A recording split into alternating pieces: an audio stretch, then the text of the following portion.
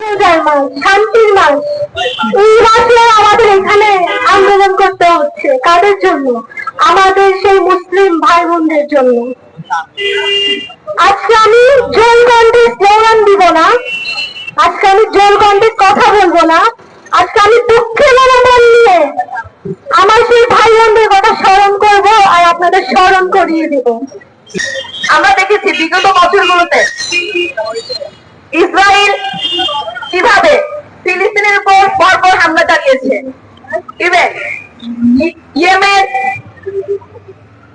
থেকে শুরু করে বিশ্বের বিভিন্ন মুসলিম রাষ্ট্রে কিভাবে ইহুদিরা বর্বর হামলা চালিয়ে যাচ্ছে।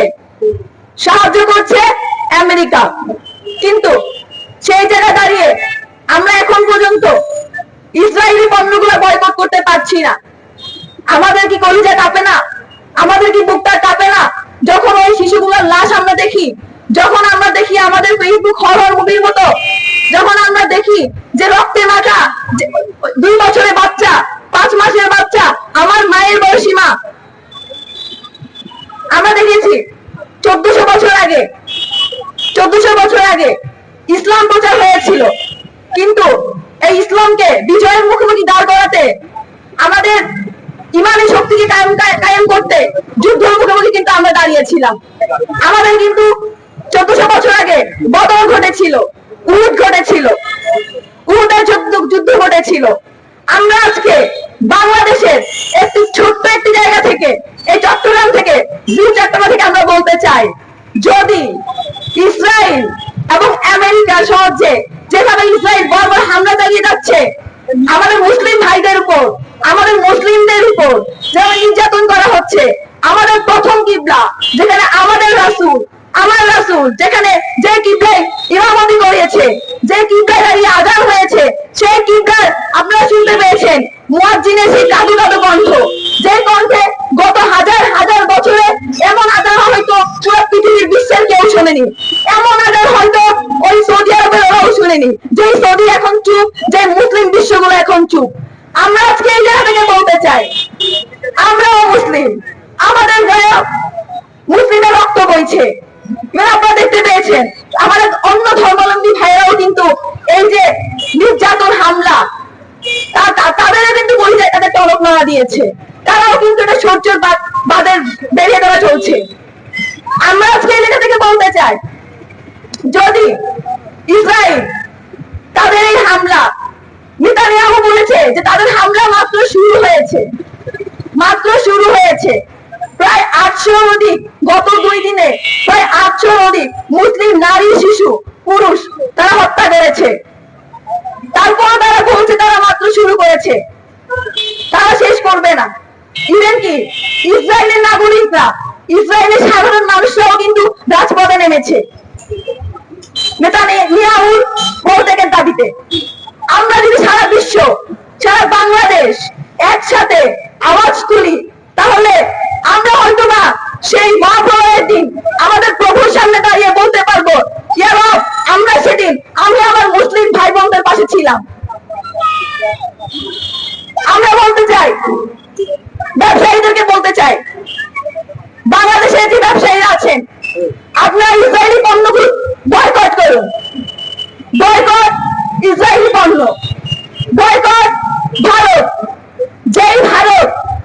যেই ভারতে এখনো সেই খুনি হাসিনা এখনো অবস্থান করছে, যে ভারতে আমাদের মুসলিম বোনদের উপর, বোরকা পরা বোনদের উপর তাদের বোরকা তুলে নেওয়া হচ্ছে, তাদেরকে বিভিন্নভাবে নির্যাতন করা হচ্ছে, আমাদের হালাল খাবার, গরুর মাংস বিক্রি করার অপরাধ বানিয়ে, অন্যায় বানিয়ে বাড়িঘর ভাঙা হচ্ছে, সেই ভারতকে আমরা বলতে চাই, আমাদের হয়তোবা ইসরায়েল এখান থেকে গিয়ে যুদ্ধ করাটা ফিলিস্তিনের হয়ে হয়তোবা আমাদের জন্য অনেক গুরুত্বের একটা ব্যাপার, কিন্তু তোমরা আমাদের পাশে আছো।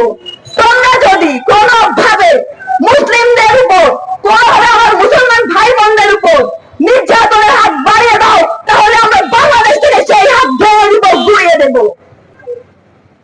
আমরা চাই, আমরা ছাত্র জনতা সারা বিশ্বের তরুণদেরকে আমরা আহ্বান করব, আমাদের তরুণদের দ্বারাই সবকিছু সম্ভব।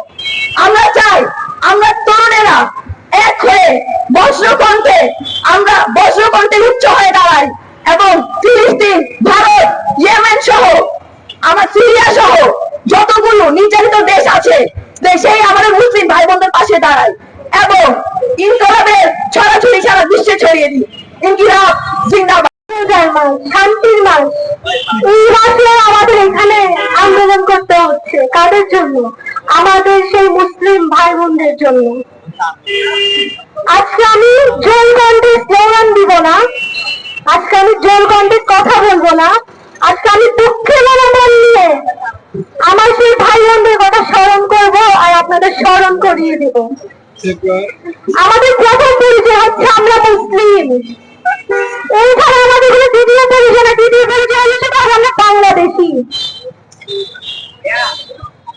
আমরা সবাই জানি আজকে কয়েক বছর ধরে, কয়েক মাস ধরে ফিলিস্তিনের ভাই বোনদের উপর যেভাবে নির্মম অত্যাচার হামলা চালানো হচ্ছে, তার সাথে সহযোগী কংগ্রেস, আমরা তো সবাই জানি ট্রাম্প সরকার তাদেরকে বিভিন্নভাবে সহযোগিতা করছে। আমরা তো বাংলাদেশে থাকি, তাদের সাথে যুদ্ধ ঘোষণা করতে পারি না, তাহলে আমরা কিভাবে তাদের সহায়তা করতে পারি?